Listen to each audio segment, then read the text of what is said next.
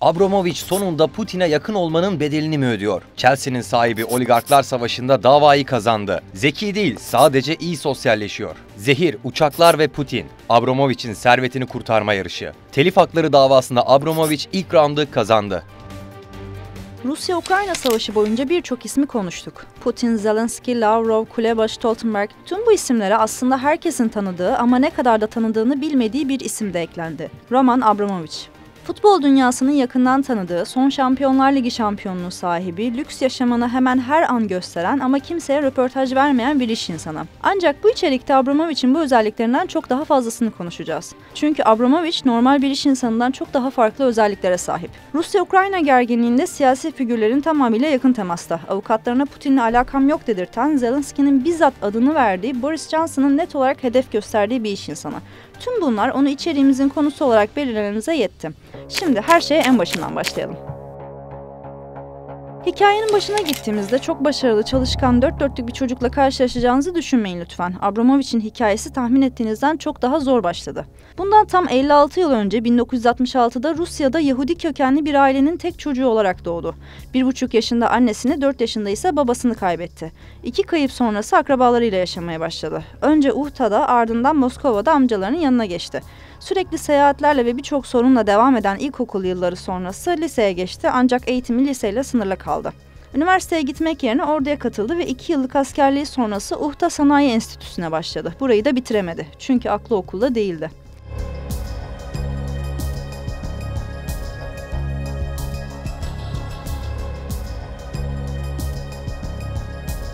Gördüğünüz gibi çok matah, keyifli ve hatta makul bir çocukluk ve gençlik döneminden bahsetmemiz söz konusu değil. Peki tüm bunlara rağmen bu adam 30'lu yaşlarının başlarında Rusya'nın en zengin oligarklarından birine nasıl dönüştü? Zenginlik dediğinde birkaç ev, birkaç lüks araba yahut yat düşünmeyin. 2003'te Chelsea'yi satın alan, 2008'de 23,5 milyar dolarlık net servetiyle Rusya'nın en zengin iş adamı olan birinden bahsediyoruz. Yani artık Abramovich 2000'lerin başından itibaren Avrupa medyasının da radarına girmiş durumdaydı. Ben asıl soruyu bir kez daha büyük harflerle sormuş olayım. Abramovich nasıl zengin oldu?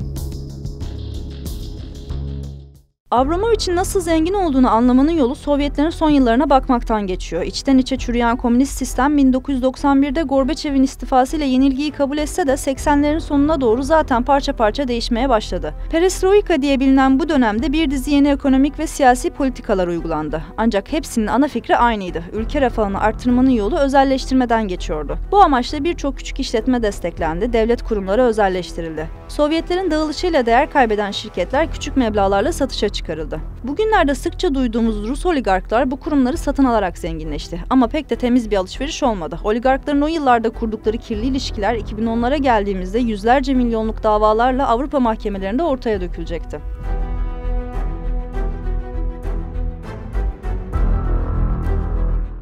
Aynı yıllarda Abramovich ne yaptı? Lisans eğitimini yarıda bırakıp ticarete atıldı. Moskova'da oyuncak imalatı yapmaya başladı. Ama bunu hiçbir şeyi beceremeyip bu sefer de şansımı ticarette denemek istiyorum diyen birinin toy bir hamlesi sanmayın. Onu yönlendiren arka planda başka bir isim vardı. Yıllarca yanında büyüdüğü amcası Leib Abramovich. Amcasından biraz bahsetmek istiyorum çünkü bu geçmiş günümüzde Abramovich'in aldığı kararları yakından etkiliyor.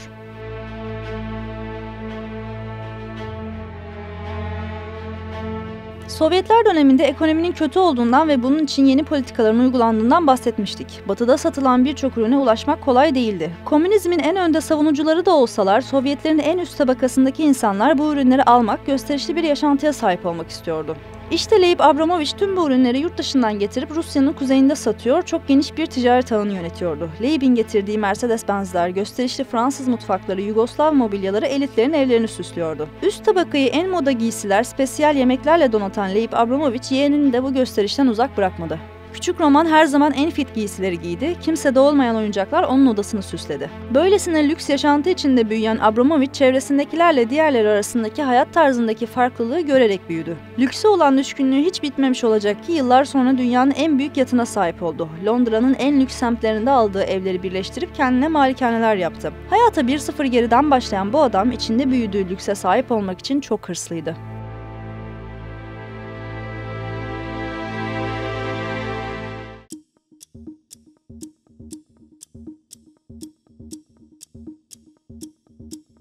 Tüm bu hikaye nereye gidiyor peki? Ukrayna-Rusya savaşında müzakere masasına oturacak, Moskova ve Kiev arasında defalarca git gel yapacak kadar onu önemli kılan ne? Durum öyle bir hale aldı ki bu süreçte zehirlendiği haberlerini bile medyada gördük. Haber doğrulanmadı ancak birilerinin Abramovich'in zarar görmesini istediği ortada. Temiz ticari geçmişe sahip olan biri neden hem Putin'e ilgisi olmadığını defalarca vurgulayıp hem de müzakerelerde onunla bizzat görüşüyor? Gerçekten Rus siyasetiyle hiç ilgisi olmadı mı?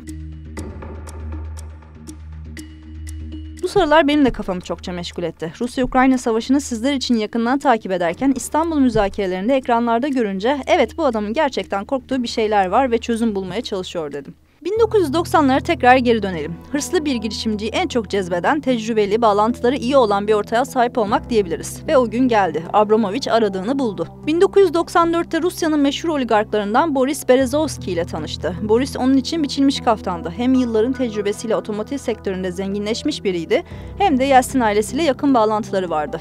Rusya'nın doğalgaz ve maden şirketleri özelleştirilmeye başladığında Rus iş dünyası ve siyasetçilerinin girift ilişkileri de derinleşmeye başladı. Abramovich ve Berezovsky'nin dostluğu 1995'te meyvesini verdi.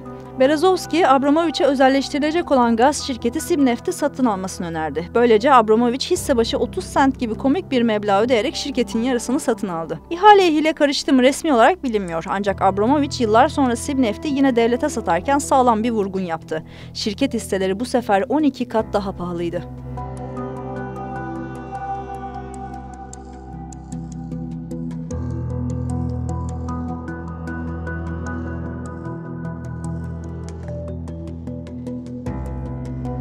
Rus oligarkın kazandığı tüm paralar meşhur yılbaşı partilerine, 400 kişilik özel uçaklara harcandı. 2012'ye gelindiğinde ise madalyonun öteki yüzü gözükmeye başladı. Eski ortağı Berezovsky ile artık azılı düşmandılar. Kapalı kapılar arkasında ne hesaplar döndü bilinmiyor ama her ne yaşandıysa Berezovsky çok öfkeliydi. İşler ciddiye bindi, davalık oldular. Dava nerede görüldü peki? Hiç Rusya demeyin, iki oligark da Rus mahkemelerine güvenmeyecek kadar çamura bulanmıştı çoktan. Aralarındaki anlaşmazlık İngiltere mahkemelerinde resmiyete döküldü.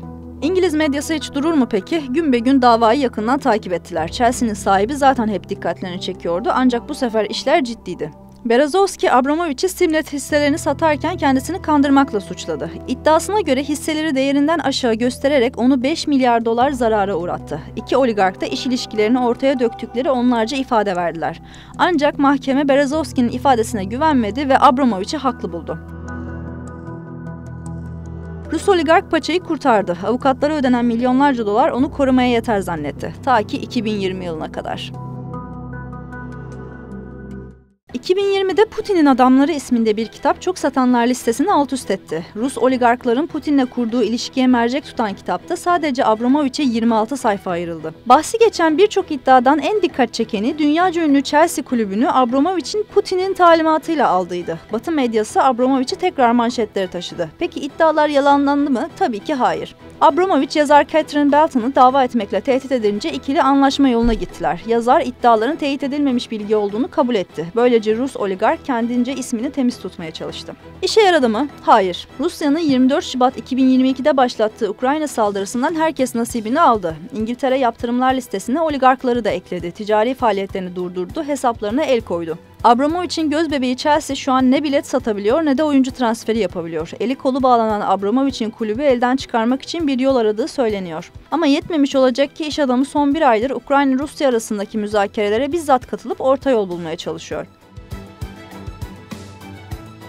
İçeriğin son saniyelerine gelirken editörün yorumunu da eklemesek olmaz. Sizin için Abramovich'i araştırırken 79 farklı haber, 26 video, 4 makale ve bir kitap inceledim. Çocukluğu eksikliklerle dolu bir adamın yükseliş hikayesi, yaşadığı lüks hayat birçok kimsenin iştahını kabarsa da Rusya'daki ticari ilişkileri hep perde arkasında kalmış birinden bahsettik. Rusya'nın geçmişinden bağımsız düşünemeyeceğimiz ekonomik bağlar günümüzde hala daha dünya siyasetini yakından etkiliyor. Günün sonunda iş insanından ibaret olan Abramovich kendi çıkarlarını, mal varlığını korumak istiyor. Umarım bir gün aynı çabayı savaşlarda ölen binlerce sivil için de gösterir.